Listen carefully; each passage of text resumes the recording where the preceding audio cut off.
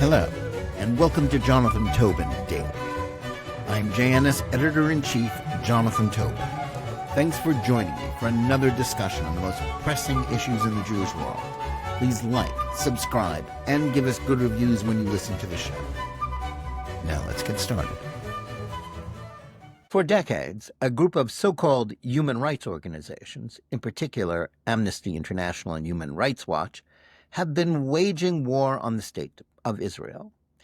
As NGO Monitor, the authoritative source on the subject, has documented, these groups have conducted a multifaceted campaign involving support for boycotts across the board, smearing it as an apartheid state, and promoting its isolation and prosecution on the international stage. In doing so, these non-governmental organizations and the liberal publications that continue to treat them as credible sources have succeeded in transforming human rights from a righteous cause into a movement that is a politically powerful, thinly veiled engine of 21st century anti-Semitism. Those who follow U.S. foreign policy have become all too aware of this development, especially since the Hamas-led Palestinian terrorist attacks and atrocities in southern Israel on October 7, 2023. Since then, this bogus human rights lobby has stepped up its efforts to delegitimize Israel's efforts to defend itself and acted as tacit advocates for Hamas in falsely depicting the war in Gaza and against other Iranian proxies in Lebanon and Yemen as acts of genocide. Most Americans have been largely unaware that a band of activists with similar goals and beliefs to those at Human Rights Watch and Amnesty have been operating from a base inside the U.S. government. Thanks to a reorganization of the U.S. State Department announced this week by Secretary of State Marco Rubio, that may now be coming to an end. This is much to the dismay of liberal outlets like the New York Times, in addition to former Obama and Biden administration staffers who are horrified about what they consider to be a blow to U.S. values.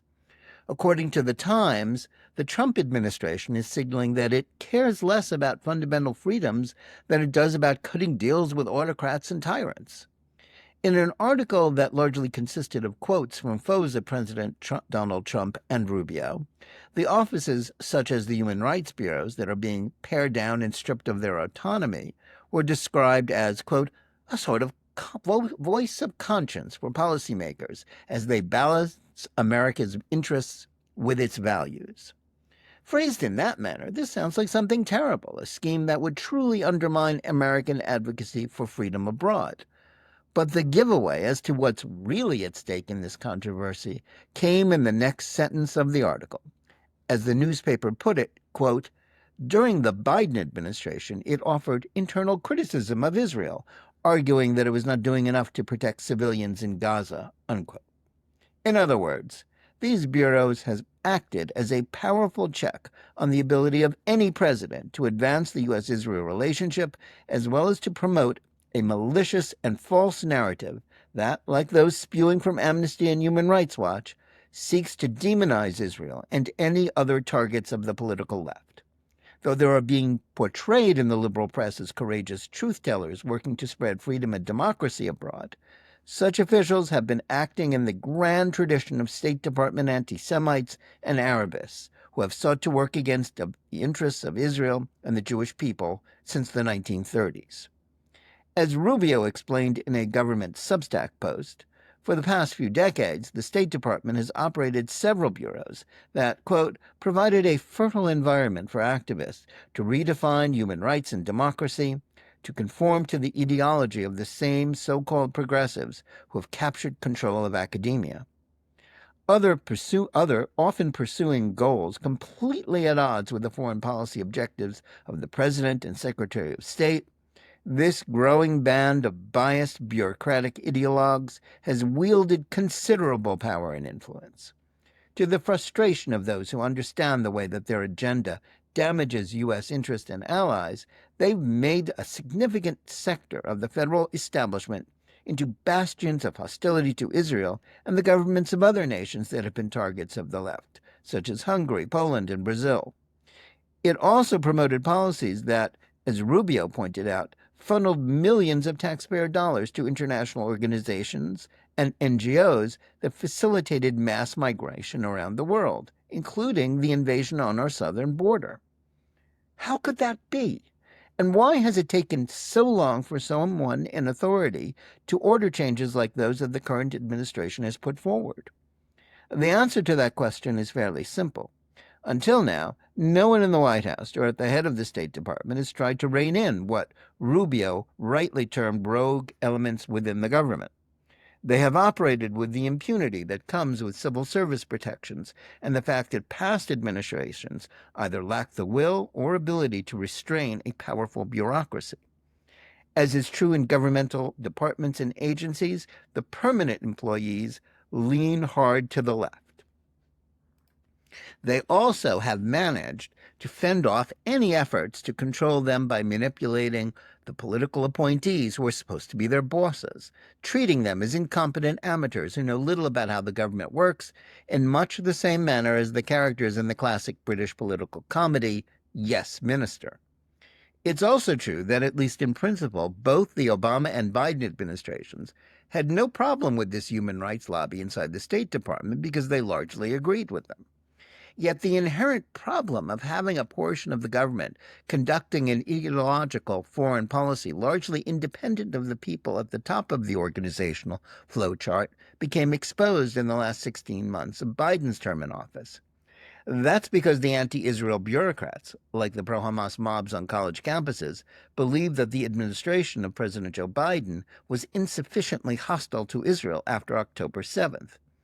As it soon became apparent, the barbaric attack on Israeli civilians and the war to eradicate Hamas that followed had fomented nothing less than a civil war within the Biden administration.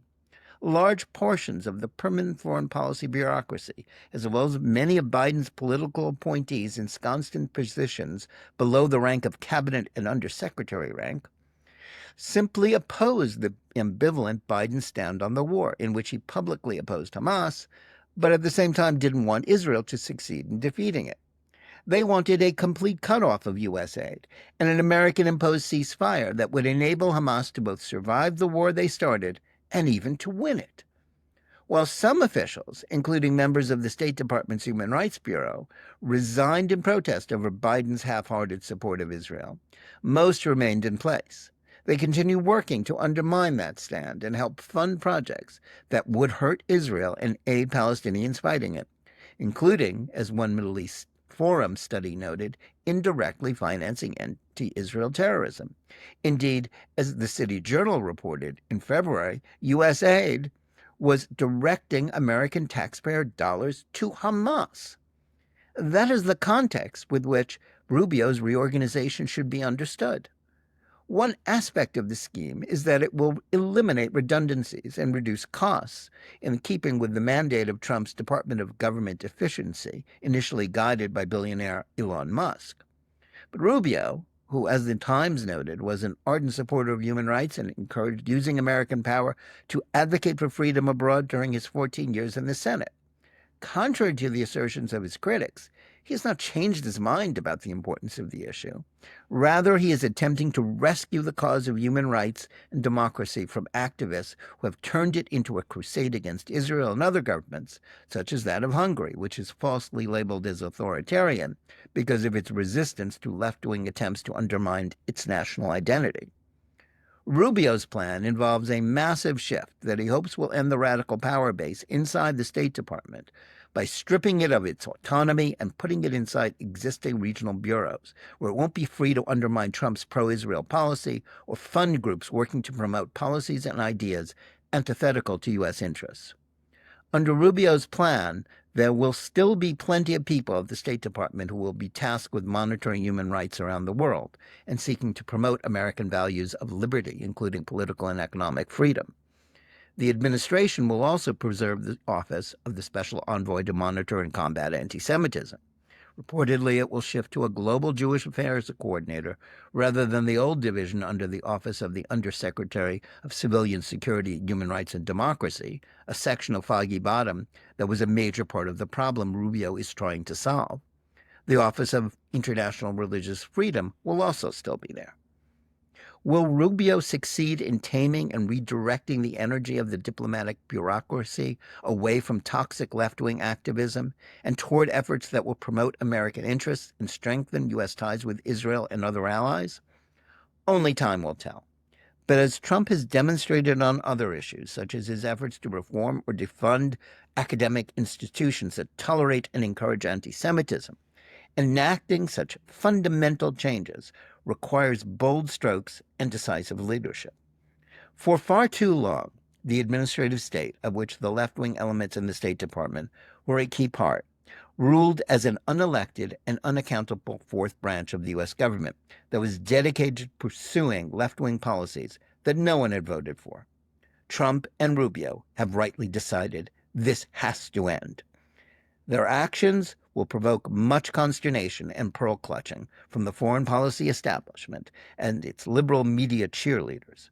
But they're taking an axe to a portion of the State Department bureaucracy run by radicals is a victory for friends of Israel and American interests, and a clear defeat for their opponents who operate under the false flag of human rights advocacy. Thanks for listening. Please remember to tune in every day for Jonathan Tobin Daily Edition and every week for Think Twice, my full-length JNS TV program. Whether you're listening to us on any of the podcast platforms or on the JNS YouTube channel, please like and or subscribe to JNS, click on the bell for notifications, and give us good reviews. Please write to us at thinktwice@jns.org and let us know where you listen or watch the show and what you think about it. And remember, keep reading and thinking for yourself.